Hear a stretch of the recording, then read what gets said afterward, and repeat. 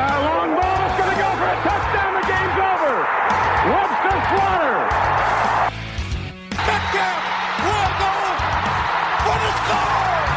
Unbelievable. 45-40. Run, William, run.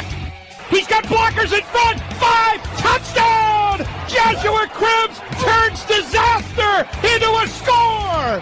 Sight wants it all on this one for Logan, and he is there. Jim Brown to the 30. Jim Brown is going to go in for another touchdown. The Cleveland Browns select Baker Mayfield. Wow. It is Baker Mayfield. I woke up feeling dangerous.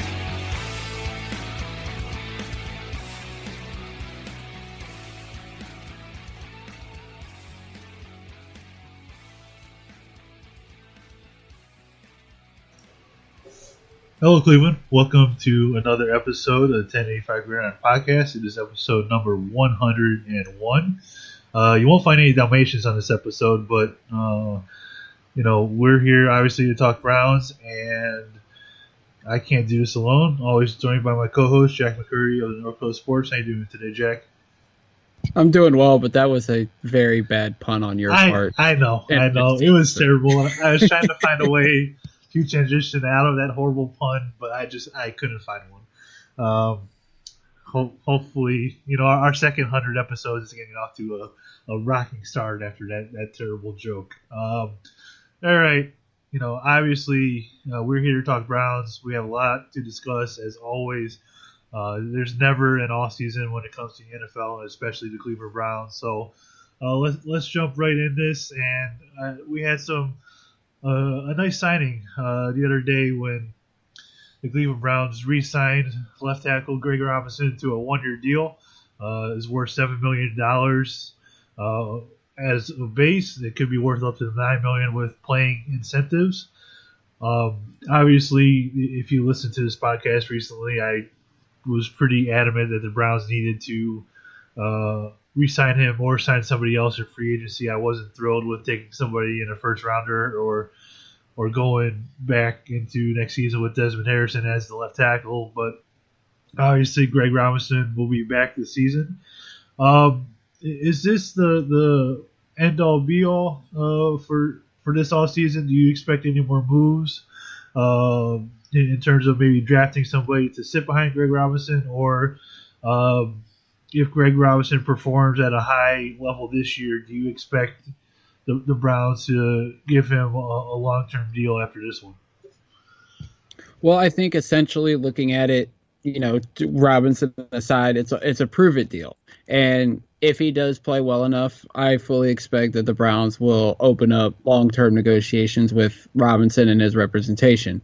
Do I think that this will settle the left tackle position? No. And I think it's apparent when you look at, some of the reports coming out of the combine. They're meeting with some of the top offensive tackles in the draft. Andre Dillard out of Washington State, Jawan Taylor out of Florida have both stated today that they've met with the Browns already at the NFL Combine.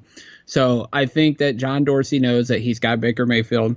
He's got to surround him with skilled players, and he's got to surround him with a solid offensive line up front that's going to protect him, because Dorsey knows that Mayfield is the most important player on the Browns roster, as he is the franchise quarterback, and he's going to do everything he can to surround him with talent, like I said, to, he can give the ball to, or that'll protect Mayfield. So I would expect that they're going to draft an offensive lineman at some point in the draft. It could be at 17. It could be in the later rounds. But I do expect them to continue to search for that franchise left tackle. Now, it may be Greg Robinson, but I could see a scenario where if all goes well, they move on from Chris Hubbard, slide Robinson over to right tackle. And if they do draft a guy like Dillard or Taylor, those guys will eventually become the left tackle for the long term. This is, obviously, you're not going to replace a Hall of Famer in Joe Thomas right away, but, Robinson did a fairly decent job last season when they put him into the starting lineup. A lot of it was scheme related with Freddie Kitchens and what he was able to do to help him out. A lot of it was Baker Mayfield with how quickly he got rid of the ball. So they did some things to help out the offensive line. But, it was nice to see Greg play well. Obviously, he was on his third team in 4 years, I think it was, and after being a first-round pick.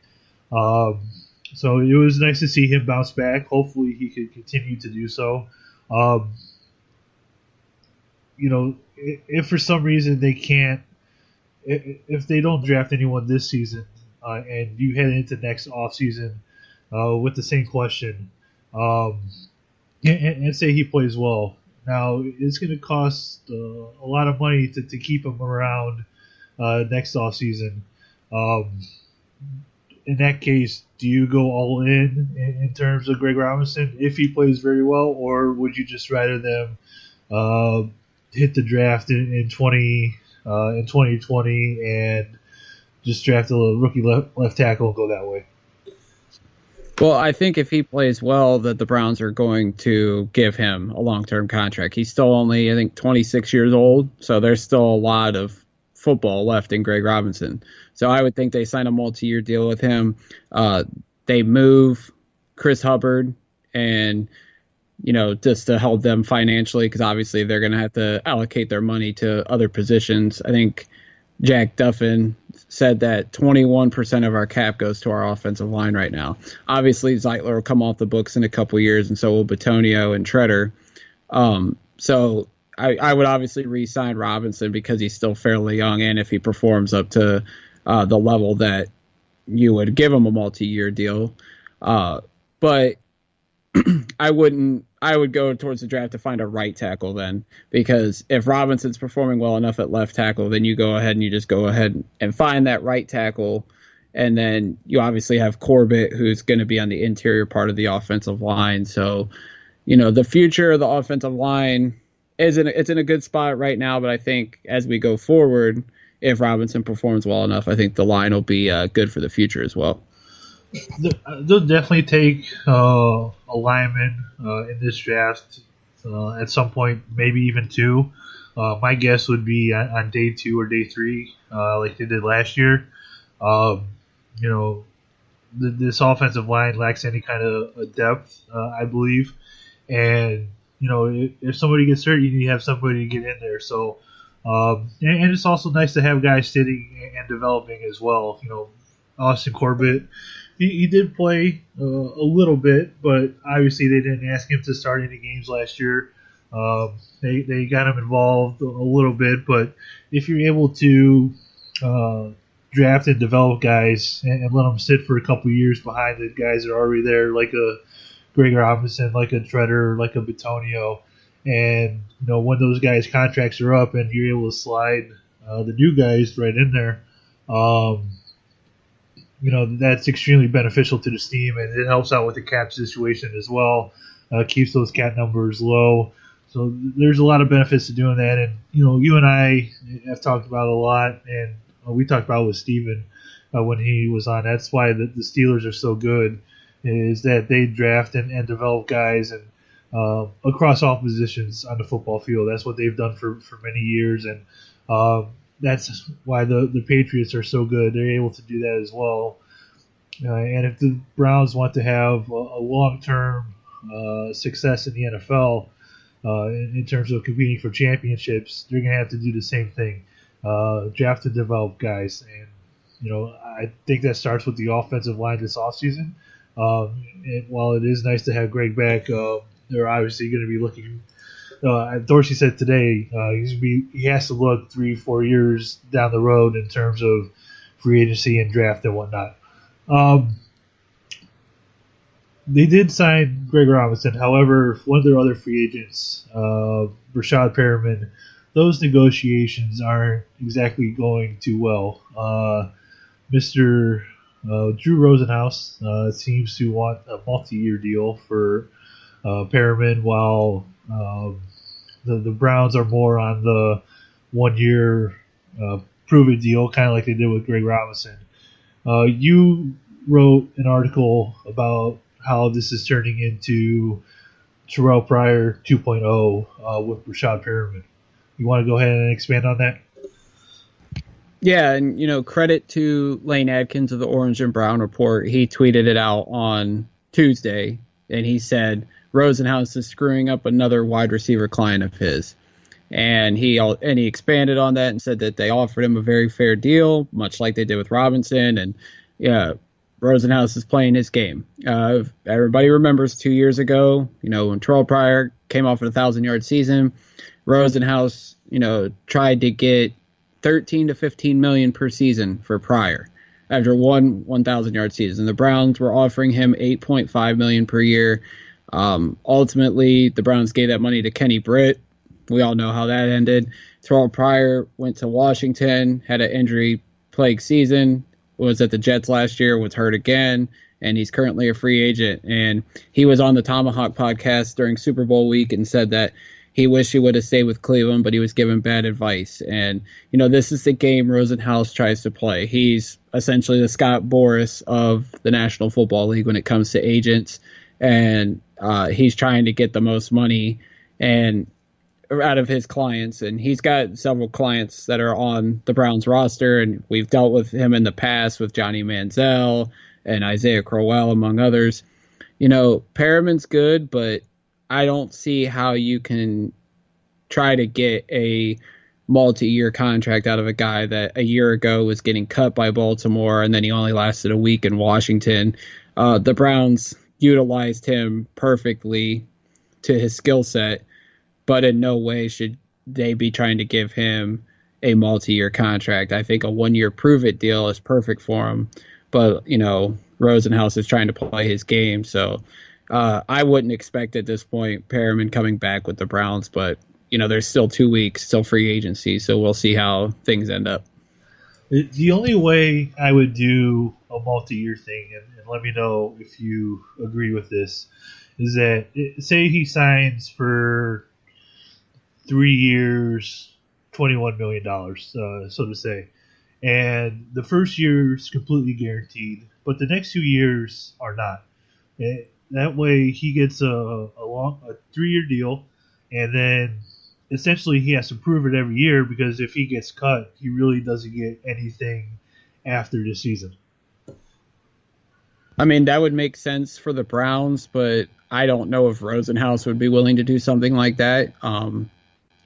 Pete Smith and Jeff Lloyd over on Lockdown Browns were alluding to this, that, a lot of Rosenhaus's clients end up going broke quickly after football's over. And I think he's trying to get the most money so that, he's sitting well, Drew and his brother, that, they run the same agency together. So I think, a multi-year deal like that would benefit the Browns, but, Rosenhaus doesn't play that game. If he's going to do a multi-year deal, he's going to want guaranteed money in all 3 years, not just 1 year. Are there more than one Rosenhauses in terms of agents? Have I completely missed that? I always thought there was just one. Yeah, there's two. Jason, his brother. Yeah, they both run the same clientele, so okay. I'm pretty sure that, it's Drew and Jason. One of their clients just got 13 years and $330 million today, but this is a football podcast, not a baseball one. So we won't discuss that. But anyway, it would be a terrible thing if, Rosenhaus, ruins Perriman kind of like he did Pryor. And I would like to see Perriman back. I thought he did some nice things in this offense once they brought him over. Obviously, he was a huge home run threat. It would be nice to see if he could continue to develop into that role even more so. Obviously, once you get more chemistry, with Baker Mayfield, you get into Freddie Kitchens' offense a little bit more. I think he'd be extremely beneficial to the Browns, but we'll see how that goes from here on out. All right, NFL Combine this week, and when you have a lot of team officials and general managers in one place, trade talks start to really ramp up, and a lot of guys' names start to get thrown out there as potentially being on the block. And a few names that are out there, I think we should really keep our eyes on. Obviously the Odell Beckham stuff and Antonio Brown stuff won't go away, but there were some other names that have come out over the last couple of days that I think would make a lot of sense for the Browns. First is a guy that I believe Dorsey drafted. You could correct me if I'm wrong, which I might be. But is linebacker Justin Houston with the Chiefs. Obviously, another pass rusher and whatnot. Jack, how great of a fit would Justin Houston be on this Browns defense, who carries a nice cap hit over the next couple seasons? Oh, he would be a great fit. I mean, we talked about it on the last episode when we broke down all the franchise tag options that the Browns need another pass rusher on that defensive front, and Houston ultimately would bring that. Dorsey didn't draft him, but he did give him the contract that he's currently on right now with the Chiefs, 6 years, $101 million. He's got 2 years left at around $33 million. It would actually be good for the Browns. He has a $21.1 million cap hit, but if he's traded or cut before June 1st, the Chiefs have to take a $7.1 million dead cap hit. So the Browns would essentially only be taking $14 million of the cap hit. And obviously, right now they're around $73 million in cap space after the Robinson signing. So they would be able to do that. There's a few other teams. The Colts, Chris Ballard, the GM there, was also in Kansas City with Dorsey with Houston. So I could see them going after him as well as they build up their defense. But Houston, he's been hurt the last few years, but when he's on the field, he's one of the best pass rushers, and he has a knack for forcing fumbles. He has some big, long arms and is able to knock the ball out of quarterbacks' hands. So if you got him and Myles Garrett matched up together on the defensive front, it would be a scary situation, much like we talked about with getting guys like Clowney or Frank Clark in free agency. And because of the cap hit that he carries and his salary situation, from my understanding and what I've seen a few people discuss online, is it wouldn't take too high of a draft pick to get him. Maybe a third, maybe a fourth, maybe a fifth, somewhere in that range to get Justin Houston. He is, I think you said, he's 30, 31 years old. He's probably starting to be on the downside. It would be a great move if they could somehow pull that off.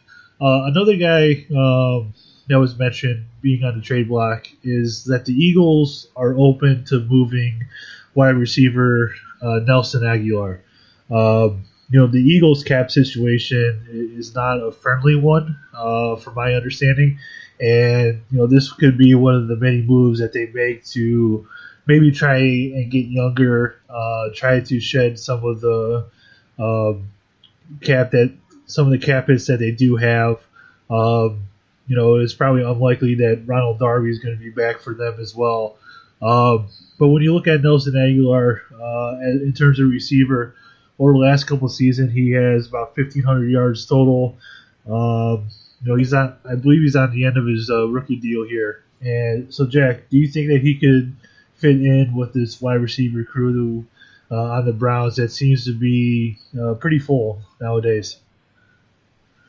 Yeah, I mean, if we get rid of Breshad Perriman, for the Browns, I think need to address the wide receiver position regardless. I mean, you have Landry, you have Higgins, you have Callaway, but you could never turn down a potential playmaker. And Agholor has shown flashes in the Eagles' offense that he could be a playmaker.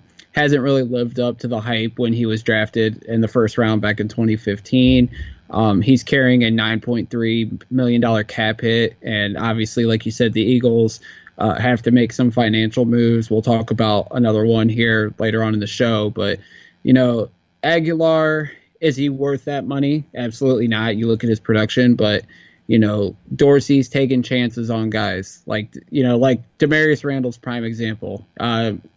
Didn't pan out as a first-round pick for the Packers. We were able to trade DeShone Kizer for him, and it turned into a home run trade for the Browns. Randall's probably going to get an extension from the Browns this offseason. He's one of the big-time players on our defense. If the Browns take a chance on Agholor, Kitchens finds the right role for him offensively, and he can be a playmaker. He's still only 25 years old, so there's still time for Agholor to turn into something in the National Football League as a wide receiver. So the Browns like to take chances on guys like this. I'd be all for it. Would you rather have Breshad Perriman on a 1-year proven deal, Nelson Agholor on a 1-year proven deal where it would cost you a draft pick in return? Well, obviously, I love draft picks. Most Cleveland fans do. So I would prefer to keep Perriman just because he's familiar with the system. But I think at this point, I don't think Perriman will be back. So I wouldn't mind giving up one of our 5th-round picks. We have 3 of them. So I wouldn't mind flipping one of them to Philadelphia to try to get Agholor, bring him in to see what he can do. Yeah, another thing with this contract situation, it runs out after the end of 2019, so he'll be an unrestricted free agent after the season. And another guy who is on the trade block is also in that situation, and that is cornerback Trae Waynes of the Minnesota Vikings. He was their starting one of their starting cornerbacks on that Vikings defense, who under Mike Zimmer up there has done a really good job. Unfortunately, the quarterback situation hasn't really worked out for him. But Trae is also an unrestricted free agent. He's making a little over $9 million this season. It's interesting that his name is also creeping up on trade discussions as well. I think a 3rd or 4th round pick will probably get it done for another former 1st round pick. Jack, if you were to add Trae Waynes to this defense opposite side of Denzel Ward, how comfortable would you be having those 2 guys as your bookend corners? I think it's got plenty of potential to be one of the top cornerback duos in the league. I mean, you look at Trae Waynes, started out slow as a 1st-round pick. The last couple years he's come on. Last year was his best year according to Pro Football Focus. One of the top run defending corners. He's 2nd in the league since entering the league in run stops as a corner, only behind Kareem Jackson. So, and he's progressively getting better. You had Xavier Rhodes there in Minnesota, and then you drafted Mike Hughes in the 1st round last year. You drafted Mackenzie Alexander a couple years ago. So obviously the Vikings have depth at the cornerback position, and I think if they're shopping Trae Waynes around, tells me that he's not in their plans long term because they want to get Alexander and Hughes more playing time. I don't think that's necessarily saying that Waynes is a bad player, because you look at his numbers, he's not a bad player. You look at the Browns situation, they have multiple 3rd-round picks, multiple 5th-round picks. I could see, Dorsey doing what he did last year when he had a lot of draft picks to flip them for some proven veteran players. Because I don't see them drafting 10 rookies and bringing them into camp again with the talent that's already on this roster. So, I'd be down with bringing Trae Waynes in here. Him and Ward would be a nice duo in the secondary. He's scheduled to make $9 million, much like Agholor. So if they were to bring in Waynes, I could see a scenario where they would cut TJ Carey, who's got a high cap number, and that would free up some money, and they'd be able to go use that money to fill in other holes on the defense or offensive side of the ball. I kind of wanted to. I was thinking about this last night. Sometimes some nights it takes me forever to fall asleep. And I'm thinking of random stuff like this. It would, I think, be beneficial for the Browns to, you mentioned how they have 10 draft picks. If they were to flip some of these 4th rounders, some of these 5th rounders, the rest of the day 3 picks on guys who have 1 year left on their contract, or even 2 years left on their contract, that have potential to be really good. Down the road, those players could turn into 3rd round compensatory picks, and I think that's a game that a lot of general managers play, is to, I'll take a chance on signing this guy to a 1 year deal, but if he has a good season and signs long term with another team after that 1 year deal, they always, there's a draft pick coming their way after that. So I think that's an interesting way to look at at least to me, like the Breshad Perriman thing, if he signs a 1-year deal, plays really well, and is able to, get a long-term deal from another team, the Browns will be getting a draft pick in return in the following draft. Yeah, definitely. I mean, you look at it and, think back to when Sashi took over and they let guys like Alex Mack, Travis Benjamin, and those guys go. We were able to get extra picks in the 3rd, 4th, and 5th round. You got to look at that down the road. And you talk about, John Dorsey saying that he's looking at as a multi-year, he's looking down the road 2, 3, 4 years. If he lets some of these free agents go, if they don't pan out, then you get comp picks, and then you can use those picks to trade for other players or draft talent and fill in. You add depth to the roster. So, everybody wants us to go for it. Essentially, yeah, it would be nice because the window is. We're in a good window with Baker on a cheap deal and Miles and Denzel and others on a cheap deal, but you still have to think 2, 3, 4 years down the road as well. All right, let's talk a little more about the combine.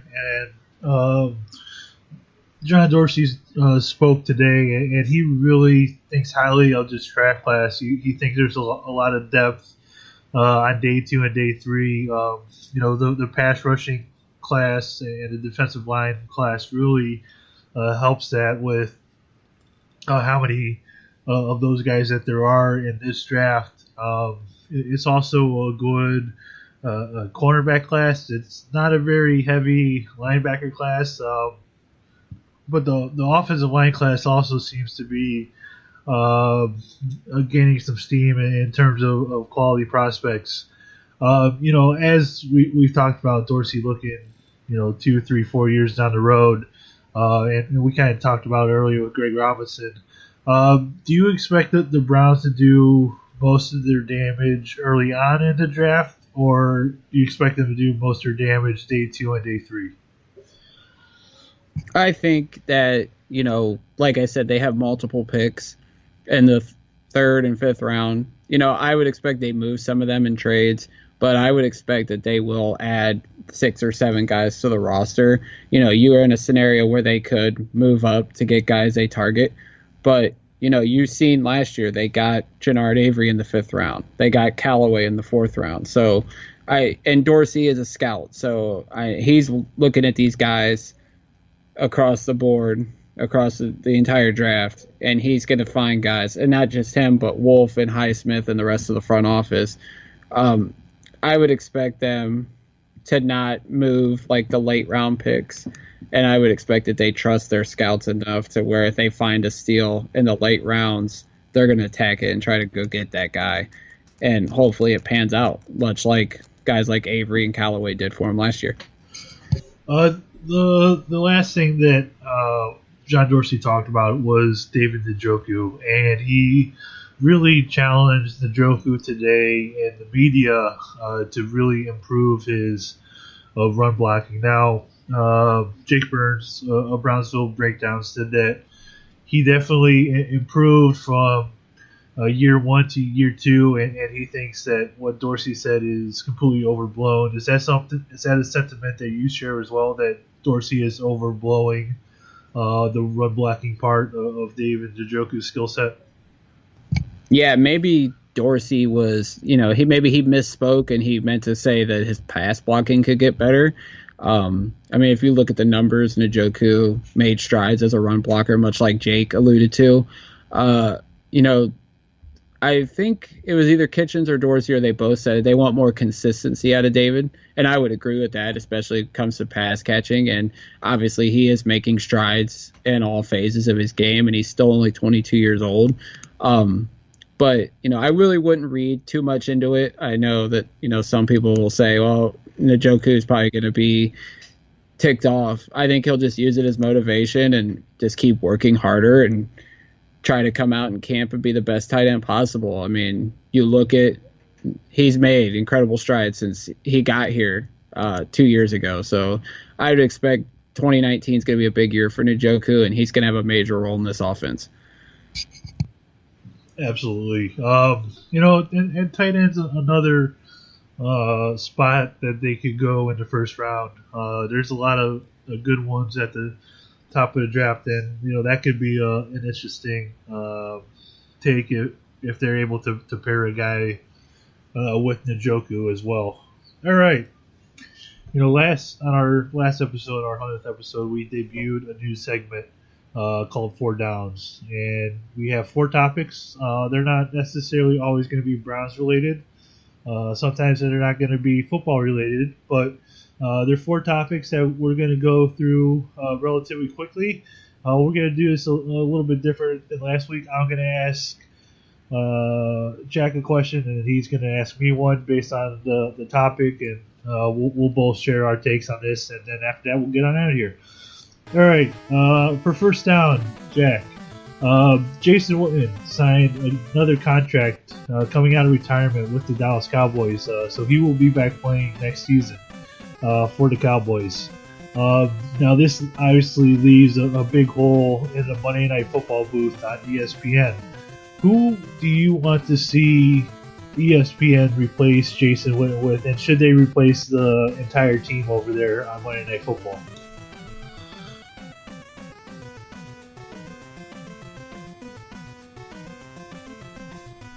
Jack? I'm sorry, I forgot to unmute my mic. Oh, for goodness. But I already put it out on Twitter. My replacement for Witten is former Browns left tackle Joe Thomas. If you guys have seen, he's got a new podcast kind of thing out where he breaks down film of opponents he's played against and current players in the league, and he's such a expert when it comes to the game of football. I think he would be perfect as a analyst on Monday Night Football. He would tell you everything about the game. I just don't think Jason Witten was cut out for that. There's already reports that the Cowboys are hoping he becomes a coach and potentially a head coach down the line. I don't think TV is the right spot for him, but Joe Thomas would be great. I would actually like to see them reshuffle the whole booth because I just wasn't a fan of it last year. I agree with you. I think you said Sean McDonough.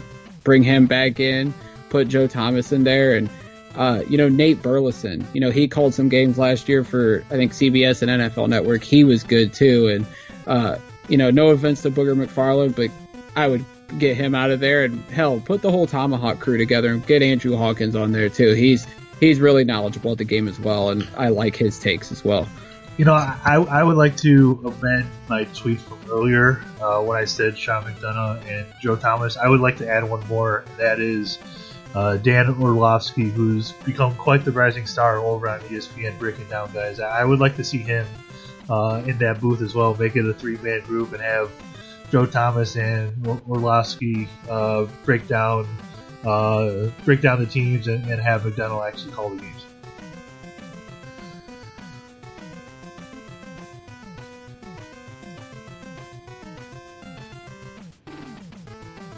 Yeah.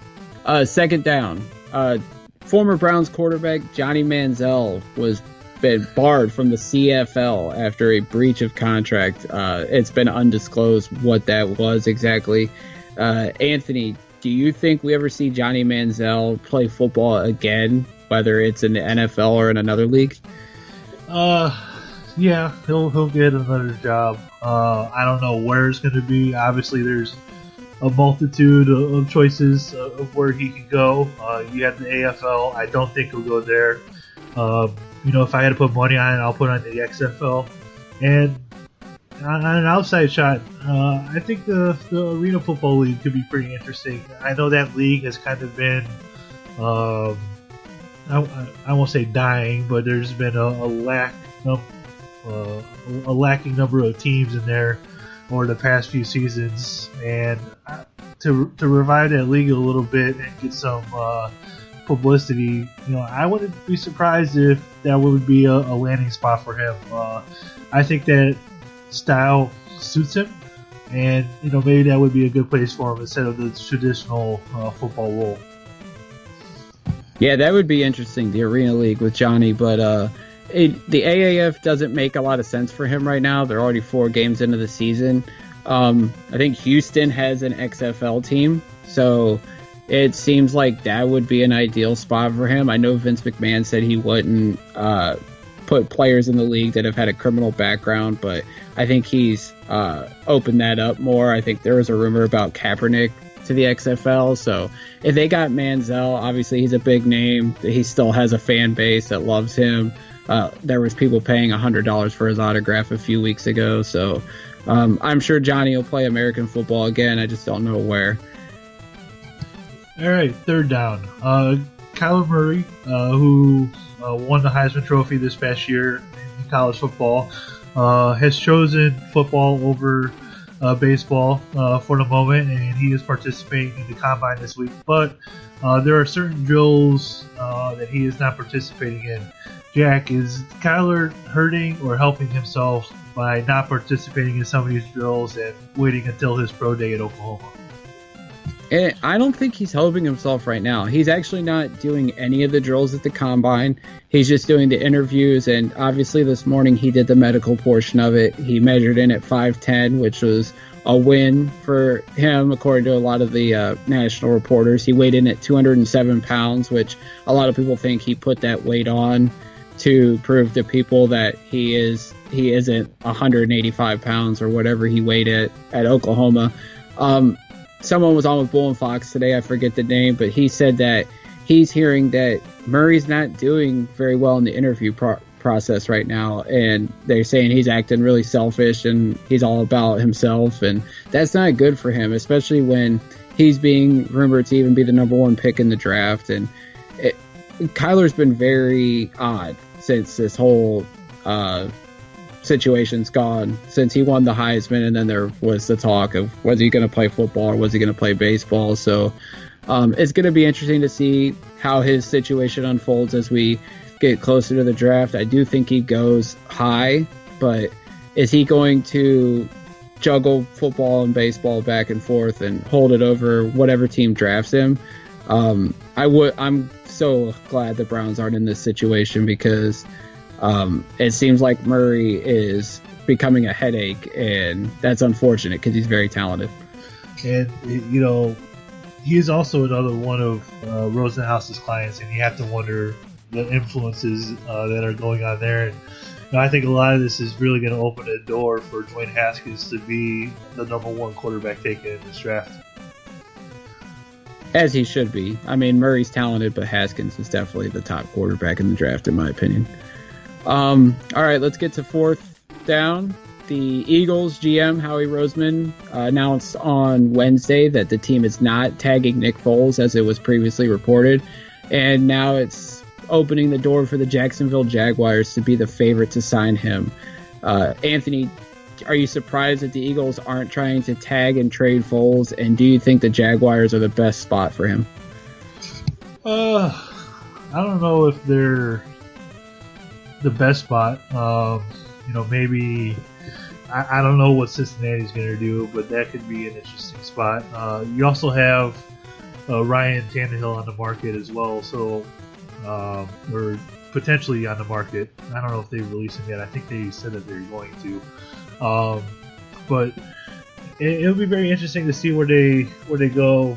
I'm surprised that the Eagles aren't, because I think he had an option, right, for the last year of his deal, if I remember correctly. And you know, the Eagles, you know, we talked about earlier, they have a lot of cap decisions to make. You know, they have a lot of high priced free agents. They have Brandon Graham, they have Golden Tate, Nick Foles, Mike Wallace, Ololi Nada, just some of the guys that they have to re-sign. You know, Darren Sproles, Ronald Darby, who's coming back from an ACL injury, and I mentioned him earlier.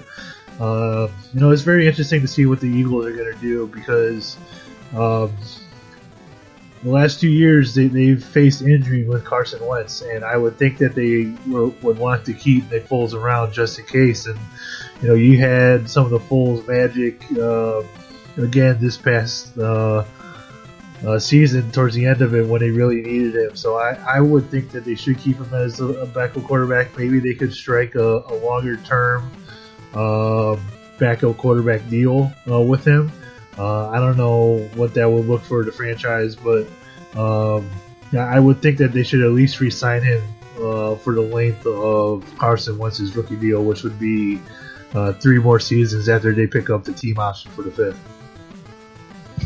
Yeah, I think Foles is definitely leaving. Looking at their cap situation, they only have $6 million in cap space right now. And like you said, they have a lot of guys they need to re-sign.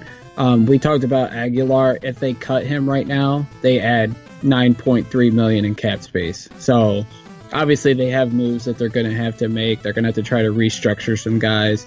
They also got to start discussing a potential extension with Carson Wentz. So that'll be interesting. The Jaguars seem like a good fit, but it wouldn't shock me if he goes in division to Washington, or even though the Giants said that they are going to keep Eli Manning, Foles would definitely be an upgrade at that spot. So it'll be interesting to see where he ends up and who are going to be the serious suitors for him, as free agency is only a week and a half away. Definitely. All right, that's it for 4 downs. I think that went better than the last one. I kind of like the new format that we kind of rolled with this week, and I think we'll keep that from now on, where we alternate questions and get both of our opinions, as I try to speak out a little bit more in terms of my opinions. All right, Jack, is there anything else we need to discuss, or are we getting on out of here? Oh, we're good, man. Let's get on out of here. All right. I know you've had a couple busy months to start 2019 over on your website.